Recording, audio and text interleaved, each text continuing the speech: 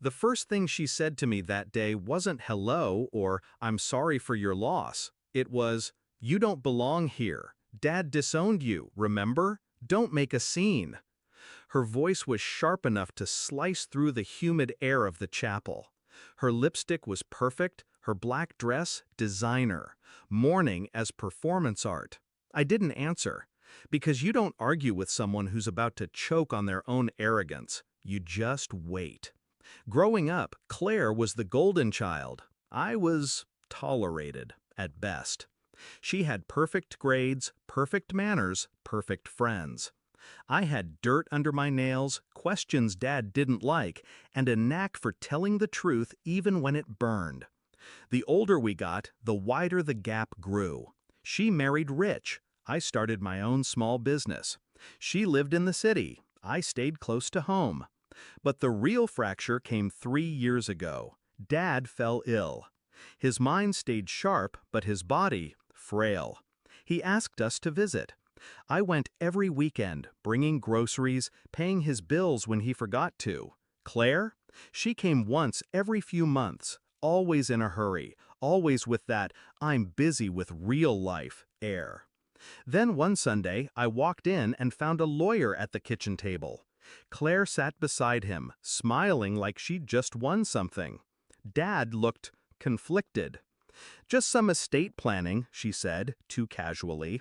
I knew then. She started the campaign, whispering in Dad's ear, painting me as unreliable. You know she had that failed investment, that boyfriend who used you for money? Little digs, each one meant to tilt the balance. And maybe it worked for a while, because one day Dad called me and said, "I think you should focus on your own life, not mine." It wasn't the words, it was the tone, detached, cold. Claire's tone. When Dad passed, I didn't expect an invitation to the funeral, but it came. Out of obligation, I thought. I showed up alone. I stood in the back. I let her have the spotlight, the grieving, perfect daughter. Until she came over and called me a disgrace. I still didn't react, because I had already made my move. See, after that kitchen table ambush years ago, I didn't storm out, I didn't cry, I just listened. And then I went home, opened my laptop, and called a lawyer of my own. Dad had told me things over the years, personal things, about the business, about the money, about debts Claire didn't know existed, and about something else, a private account for emergencies in my name. I never touched it. Not once.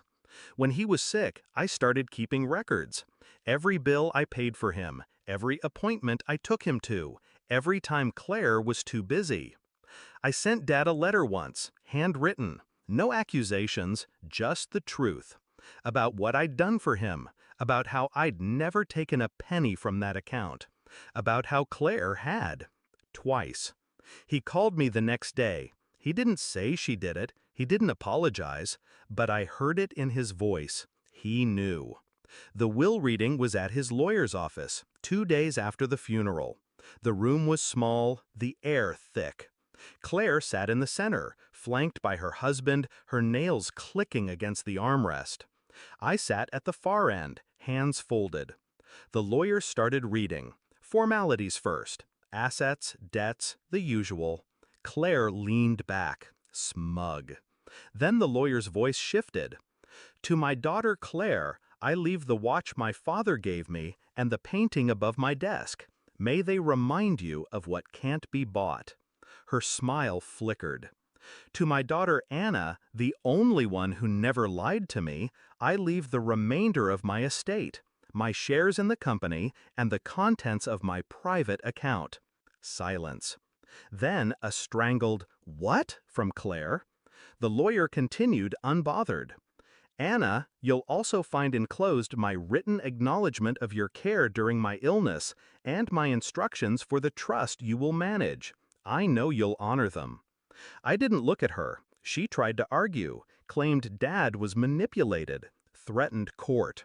But the will was airtight, dated after my letter, signed in front of witnesses she didn't know existed. She left that room shaking, not from grief, from rage. It wasn't about the money, it was about the truth. About letting her taste what she'd been serving me my whole life. Irrelevance. And the best part? I didn't have to raise my voice. I didn't have to humiliate her in public. Dad did it for me, in ink. On the drive home, I rolled the window down. The cold air felt clean. Claire could call me a disgrace for the rest of her life if she wanted, but now, every time she said it, she'd taste the bitterness of knowing Dad's final word was mine. Some people fight battles in the open. I prefer the kind you win in silence.